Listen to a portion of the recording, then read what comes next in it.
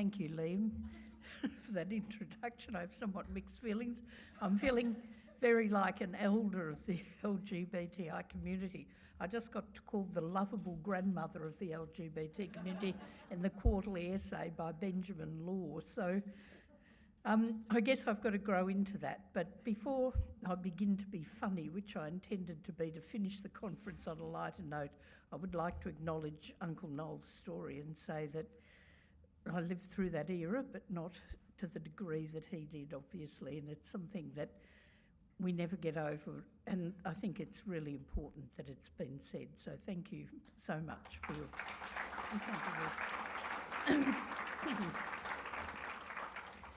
Speaking as an LGBTI or an elder, I feel a bit of a fraud because I haven't always been a lesbian, although some would dispute that. I actually was about 40 before I chanced my arm against that wall that divides the straights and the gays and found it was just made of smoke, and I fell right through. So you might say that I'm really unable to talk much about the history of lesbian elders in particular and what the difficult times they went through as young people. But I do know something about that, and I want to give you a present today, which is a story. The thing I've noticed around the conference is that the stories have been most effective in sticking in our mind and making some sort of impression. So this story is one from 1965, and I'm at Melbourne University, and I'm 19 years old, and I'm with my friend Rosemary, who I sat with in primary school, and we went all through secondary school, and then we went to university together. And we were kind of naive, dorky girls, and we didn't have a very big commitment to our academic studies. I should get rid of this. How's this going to work?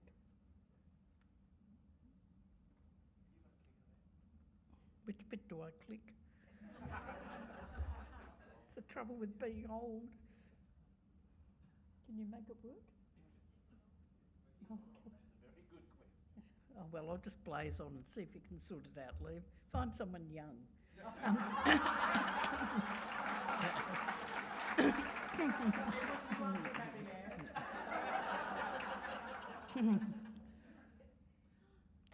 So, as I said, we only had a very minor commitment to our academic studies, and we were there to have a bit of fun. Thank you. So we acquired a tandem bike. I won't go into the details of how we got it. That's another story you don't want to hear. But we decided we sort of wanted to practice to learn to ride this bike. You can't just get on a tandem and ride it. It takes a high degree of cooperation. And it also was a bit of a dodgy vehicle, and the chain kept falling off and all that kind of thing. So most of the activities associated with the tandem took place in the car park of the Secondary Teachers College, which was on the Melbourne University campus, and we had teaching scholarships in those days. So we were acquainted with this place with its nice little circular car park, and round we went on the tandem for many hours, and then we parked it on the grass in the middle and fixed the jockey wheel and all that sort of stuff. And after a while, we became aware of this guy looking at us through the window, and this took place over quite a few days. It was some sort of nasty little piece who taught maths at the college, and for the purposes of this story, he's known as the maths shit. And so the maths shit seems to have sort of taken great exception to our activities, and one day the secretary of the head of the college, an eminent educator called Doug McDonald, who was known to all his students as Big Mac, his secretary came out and said that Big Mac would like to see us and would we go to the office. And we thought, yeah, if we won a prize or what, what. At any rate, he sat us both down and he looked completely overcome with embarrassment. Obviously, he was put right up to this by the maths shit. And he said, "Girls, it is my duty to ask you if there's anything improper about your relationship." And our jaws sort of hit the floor. It took us a moment to know what he was talking about. And then when we realised, we were kind of horrified. And we leapt to our defence and explained that no, nothing like that had ever happened. And no, he was wrong. And he said, all right, that's enough. I understand. And then he came out with the absolute pearler. Is this working now? Oh. Innocence has nothing to fear, girls, and he sent us on our way. And so that was all right. We got out and we sort of laughed nervously and kind of just didn't know where to go with it. We were just relieved to be out. But because we'd been very involved in student theatre, we thought we'd toddle along to the staff in the drama department at the Teachers' College there and tell them what had happened. And they were horrified. They said, "You can't let that go. I mean, that could affect your future teaching careers. Is it going to be a record on anything? You need to do something about this. Like, he's got to be held accountable for that. He can't accuse you of being lesbians. That's just not on." And so we decided the man for the job was Stan the Holy Man, who was a Presbyterian priest that we knew from through my family connections, really. And he was a bit of a radical priest, and he was bang up for the job. And so he went and got Big Mac on the ropes, really, and he said that these girls were parishioners of his and he was their spiritual advisor, both of which were totally untrue, and that we were good Christian girls and no thought of any such thing had ever entered our minds, and would he please, and give us an apology and sort of take this off our record or assure us that nothing would ever appear on the record. And Big Mac grovelled. He was horrified, he just, no, nothing will ever come of it. No, it's all over. And so that was the end of the matter, really, and we went on to eminent teaching careers as the blameless little heterosexuals we were. And so there the matter sat, really, but it's a bit, maybe we dined out on the story for a while, but then we just completely forgot about it. But, of course, after I turned 40, I revisited it, and it's a bit like that thing of T.S. Eliot where you had the experience but you missed the meaning, and you really have to go back to the experience and break it open to find the meaning. And when you look at innocence as nothing to fear, you think, okay, what if we'd said, yeah, we're lesbians, what are you going to do about it? Did he have a plan? Like, what was going to happen? Was he going to say, go your way and sin no more? Or was he going to, strip us of our teaching scholarships? I'm honestly not sure. I really don't know what was going to happen. But since innocence had nothing to fear, I assume that guilt would have, and that we would have been in big trouble. And so I just think about that story over and over again, and I think, my word, where were the lesbians? We know they were at Melbourne University. I've met a great crowd of lesbians that were all around me in those days. So it's an absolute window on what their lives were like and the kind of desperate threat that they were really under. And so I want to just use this opportunity for some personal reflections about that time and about the change that's happened and the sort of things that might have been effective based on my own work. Did I go back? Yeah, I'll get it eventually. Okay, so these are the kind of things that we saw in 1965, that they were very invisible, high degree of stigmatisation, and the tang of immorality. We've heard a lot about the gay men that had convictions for various homosexual acts on their records, but certainly the charge of immorality was out there too. They were constantly under threat, and when we think about the math shit, frequently hunted. And so he was really on the lookout. And there were presumably severe consequences of being outed.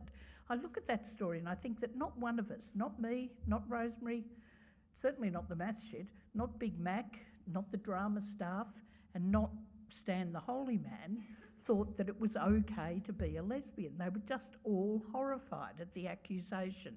So that was the world in which the young women and the young men that were gay, let alone thinking about transgender, were existing at that time.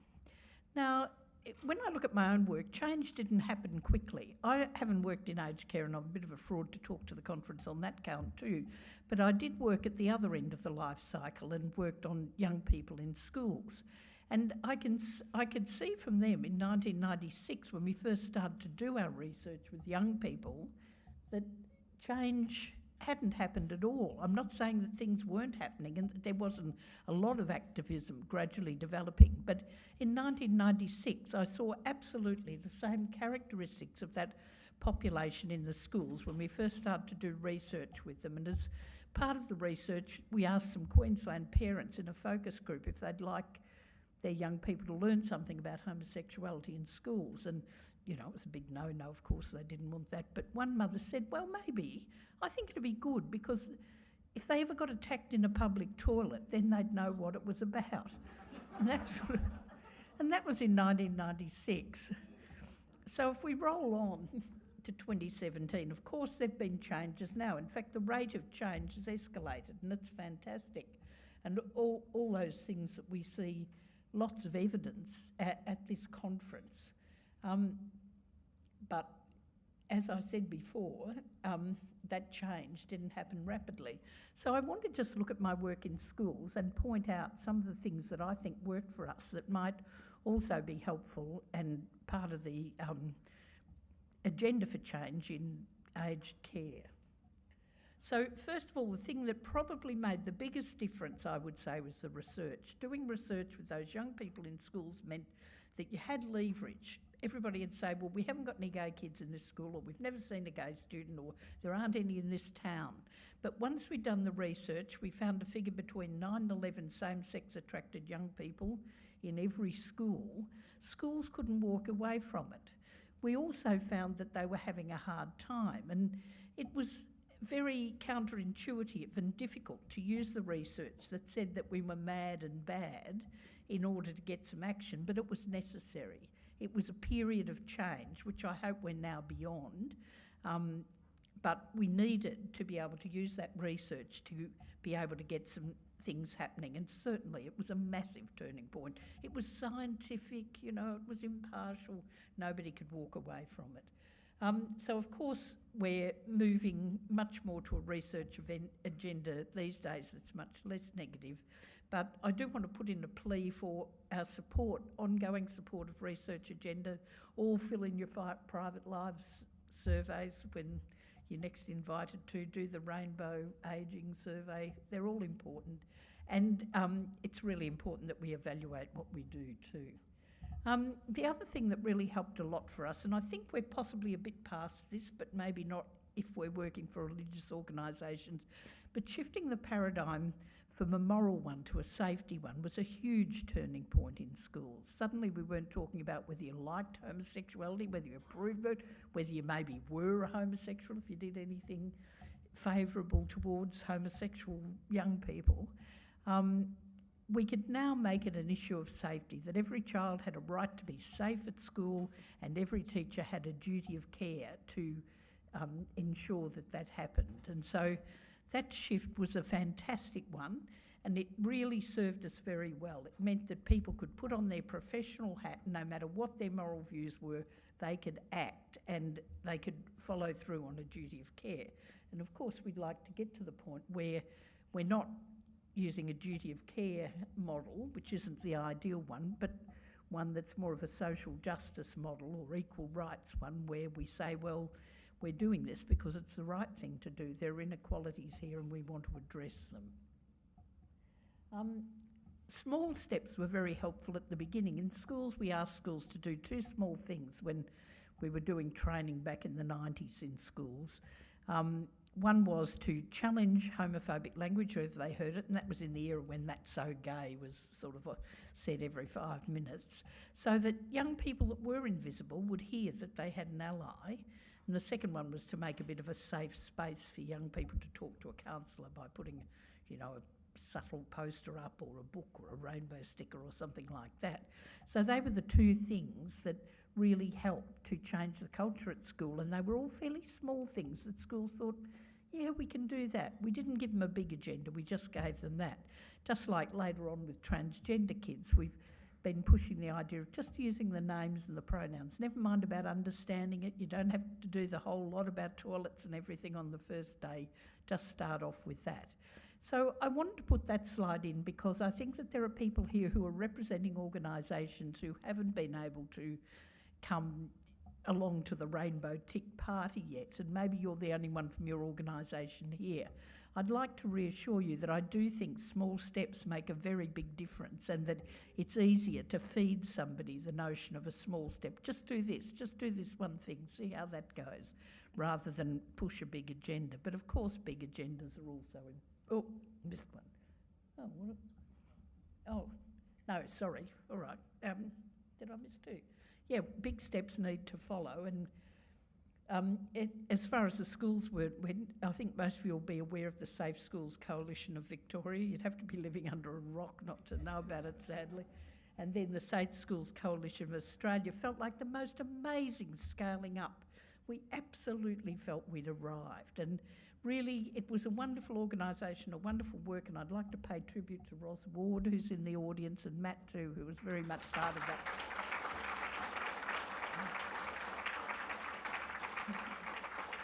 Fantastic initiative. It made the difference to schools on a large scale, and it left schools with something they could work with after the funding had gone. So in aged care, of course, you have the rainbow tick, and that is the most fantastic scheme. I think when I first became director of GLHV, it was the first thing they asked me to do, get an accreditation program going. Oh my God, I wasn't even in the ballpark, but I can't believe that it's happened. And you know, fantastic work from GLHV and from Pam and Pauline and Liam to get that up. I'd also like to say that what's done cannot be undone. In the Safe School, you can see what happened to us in the Safe Schools Coalition. I mean, the Australian just played fast and loose with everybody's reputation and wrote a phenomenal number of articles, and fuelled along by conservative politicians. At first I thought, oh, this isn't going to go anywhere, this will die over. You know, we've had a lot of shit for our work in the past, but no, it didn't go away. And now the brand is completely trashed and the funding's dwindled, and we're never going to have that program again, really. It's sort of in its dying stages, I would say. But there's never been a problem at the school level. There's never once been a complaint from a staff member or a school principal. It's actually working fine. So hundreds of schools are still members and are still doing the work, and I genuinely believe we won't lose anything. We may not be going forward in a way that's as dynamic as we were a couple of years ago, but we're not going to lose the work we do. So whatever you do, if there's a crackdown anywhere, and I pray God that none of you will get a crackdown like we got in the Safe Schools program, it's still worth valuing what you've done. You've still made a significant difference. Oh, what have I done now? Oh, God. All right. If you want to read more about the Safe Schools and what happened to it, there's a pretty good account of it that we're pretty happy with from Benjamin Law in the most recent quarterly essay. It's a good read. Okay, and the last point I'd like to make is that gay-straight alliances matter. I think it made a huge difference when a whole lot of straight people got in the program, that gay people advocated for themselves. They fought for many years to protect their own in schools and in other environments, but straight people didn't really come on the scene until HIV, and suddenly there was something major that needed attention, that, to be fair, the rest of the community feared, and so it was important that everybody got on the program and tried to contain it to some extent. But it did bring a large number of straight people into the on the agenda, and it was a fantastic contribution. And I think since then we've had the belief that you don't have to be gay to support people in this situation or to be an advocate for these issues. And I'm certainly seeing lots of evidence of that here at this conference. It's a fantastic thing to see. Okay, so just some concluding remarks about GLBT elders today, and God knows I'm not trying to stereotype. If Nancy Peck's here still, she'll kill me. But I'm just trying to make a few remarks that might be helpful from my personal perspective of things I perceive that might be characteristics that are useful to think about. Thinking back to those days of the dykes on the bike, they may well be battle-scarred and really sick of fighting. You know, that's what, well, you know, 50-odd years ago, and all that time they've been pushing against that kind of extreme invisibility. They're certainly survivors. HIV had a major impact on the community, and I don't think I need to even talk about that when Noel so ably described what that was like. But I think we do need to realise that it's a community that still has a huge scar of grief and is very traumatised by those experiences. And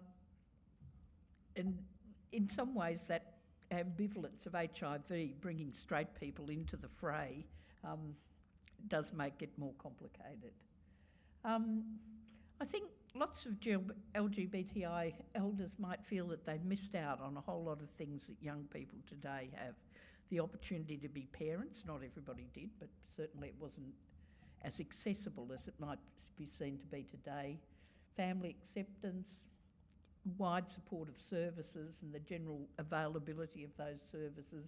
And if you're transgender, the puberty blockers and the opportunity to maybe have the support of schools and families while you make that transition.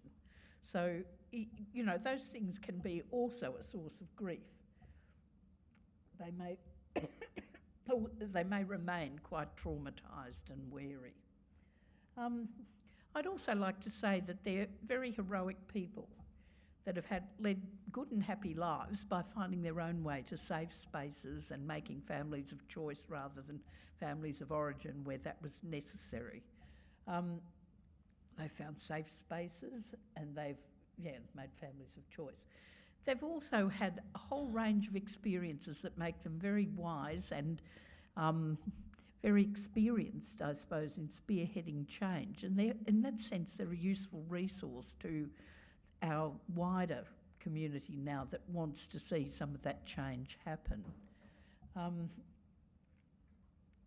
they need to, we need to utilise their experience and to respect it, I think. I'd just like to finish by saying they may not wish to marry. I think that's been mentioned before, but a lot of friends of my friends have had a very long feminist critique of marriage as an institution that does no good for women or men, and so they're not interested in marrying. Now, I know a lot of people will be busting to get down to the registry office, and they're people of all ages, so I don't want to trash the notion at all. I think marriage equality is extremely important for our community. But I do think it's an interesting question about when it becomes possible for gay people to marry. Is there going to be a bit of a hierarchy of privilege that relates to married couples as opposed to de facto couples when they're entering services, trying to prove who their next of kin is and all those things? So I think it's really important that we recognise that marriage isn't going to be for anybody, and we try and advocate a bit for those who don't want to marry, that we don't want to see older people under pressure to marry because they're feeling vulnerable and they think, oh, I really want to make sure this. That should not be necessary. We have legal rights and we need to think about it. Okay, so I've hopped through that in the hope I haven't taken too long, and I'm very happy to have had this opportunity to give you a few personal thoughts, and thank you for your work. I look forward to availing myself of it shortly.